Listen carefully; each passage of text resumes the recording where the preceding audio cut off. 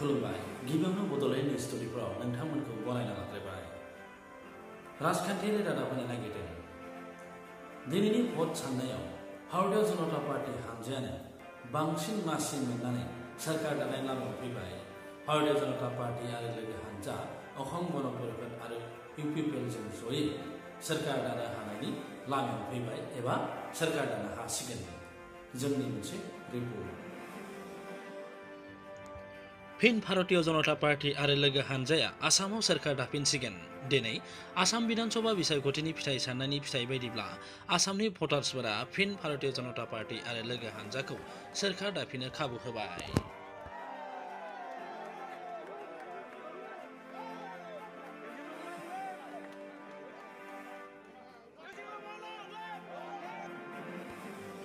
फुंनि 8 रिंगानिफ्रायनो भट साननाया जागायदोंमोन आरो मोनाबिलि जानाय लोगो लोगो समस्तिफोरनि फिथाइफोरा रोखा रोखा जाबोनो हमो बेराफारसे कंग्रेस आरो लोगो हानजाफ्रा देग्लाय फिन सोरखाराव फैनो हानाय नंला एबा महाजोता फिन सोरखार दाफिननो हानाय नंला भारतीय जनता पार्टी आरो लोगो हानजाया गासै मोन 75 मासिसोआव देरहानो हादों आरो कंग्रेस आरो महाजोता गासै 50 मासियाव देरहासारनो हादों भारतीय जनता पार्टीनि पावरफुल आरो बयजोंबो अनसायजानाय बिजाथिफोरा देरहासार जानो हाजोबो हादोरसा भारतीय जनता पार्टीनि आफादगिरि रन्जित दासआ पातासरकुसि समस्तिनिफ्राय देरहासारनो हायो बेखिनियाव बिटिसि हालामाव थानाय मोन 12 विधानसभा बिसायख'थिनि रादाब होनो नागिरदों मोन 12 समस्तिफोरनि गेजेराव मोन 6 समस्तियाव इउपिपिएलआ आरो मोन 4 समस्तियाव बिपिएफआ आरो मोन 2 समस्तियाव भारतीय जनता पार्टी हानजाया देरहासार जानो हायो गिबि मन्थ्रि सर्बानन्द सन'वाला फिन देरहाफिननो हायो आरो जालुकबारि समस्तिनिफ्राय फिन खेबसेबाव गोहोगोरा मन्थ्रि डक्टर हिमन्त बिश्व शर्माया देरहासारनो हायो ओरैहाय अखम गण परिषदनि मन्थ्रि अतुल बरा केशब महन्त आरो फणिभूषण चौधुरीमोना फिन देरहासारफिननो हायो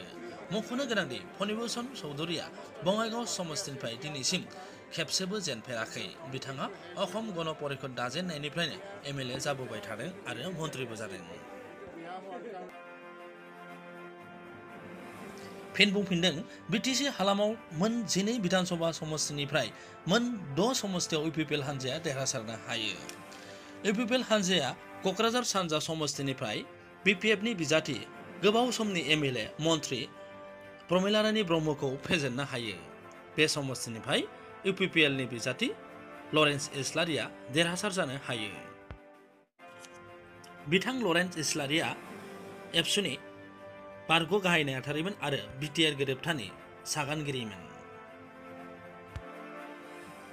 इउपिपिएलनि बिजाथि आरो एबसुनि बारग' लेङाइ आफादगिरि जयन्त बसुमतारिया सिडली समस्तिनिफ्राय बिपिएफनि गोहोगोरा मन्थ्रि चन्दन ब्रह्मखौ फेजेननो हायो बिजनी समस्तियाव देग्लाय मुजिथाव जायो भारतीय जनता पार्टीनि बिजाथि अजय कुमार रयआ जोबोर खम मार्जिनाव बिपिएफनि बिजाथि कमल सिंह नार्जारिखौ फेजेननो आरो देरहासारनो हायो बरमा समस्तिनिफ्राय इउपिपिएलनि बिजाथि भुपेन बर'आ देरहासारनो हायो सापागुरि समस्तिनिफ्राय इउपिपिएलनि गायसनगिरि आफादगिरि आरो रायजो सभानि बारग' एमपि उरखावगोरा ब्रह्मआ बिपिएफनि बिजाथि हितेश बसुमतारिखौ फेजेनना देरहासार जानो हायो तामुलपुर समस्तिनिफ्राय इउपिपिएलनि बिजाथि लेहराम बर'आ देरहासार जानो हायो मख'नो गोनांदि तामुलपुर समस्तिनिफ्राय बिपिएफनि बिजाथि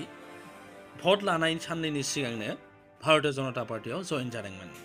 अदालगुरि समस्तिनिफ्राय इउपिपिएलनि बिजाथि गबिन्द बसुमतारिया बिपिएफनि गोहोगोरा मन्थ्रि रैहन दैमारिखौ फेजेननानै देरहासार जानो हायो मख'नो गोनांदि गबिन्द बसुमतारिया बिटिसिनिबो लेङाइ गाहाय मावफुं सोद्रोमा ओरैहाय गसाइगाव आरो क'क्राझार सोनाब समस्तिनिफ्राय फारियै बिपिएफनि बिजाथि माजेन्द्र नार्जारि आरो रबिराम नार्जारिमोना जै जानो हायो कालाइगाव आरो माजबाद समस्तिनिफ्राय फारियै बिपिएफनि बिजाथि दुर्गादास बर' आरो सरन बर'मोना देरहासार जानो हायो अदालगुरि जिल्लानि सिङाव थानाय पानेरि समस्तिनिफ्राय भारतीय जनता पार्टीनि बिजाथि आरो रायजो सभानि एमपि बिश्वजित दैमारिया देरहासार जानो हायो 2021 मायथाइनि विधानसभा बिसायख'थियाव बिपिएफनि गोहोगोरा 3 मन्थ्रिफोरा जेननो गोनां जायो आरो कंग्रेसनि हादोरसा आफादगिरि रिपुन बरायाबो गहपुर समस्तिनिफ्राय जेननो गोनां जायो देग्लाय भारतीय जनता पार्टीयानो फिन सोरखाराव फैफिनसिगोन एबा सोरखार दानो हानाय बिथांमोननि मासिया मोनखाबाय। मख'नो गोनांदि गोदानै जाजानाय राजखान्थि हान्जा रायजोल दलनि आफादगिरि अखिल गगैयाल' देरहासारनो हायो। गोदानै जाजानाय हान्जा अखम जातीय परिषदआ मोनसेबो मासियाव देरहासारनो हायाखै। फिन भारतीय जनता पार्टी हान्जा आरो लोगो हान्जा अखम गण परिषद आरो इउपिपिएलआ सोरखार दासिगोन। रादाबा एसेनोसै। नोंथांमोना नायगासिनो दङ बड'लेण्ड निउस 24। गोजोन्थों।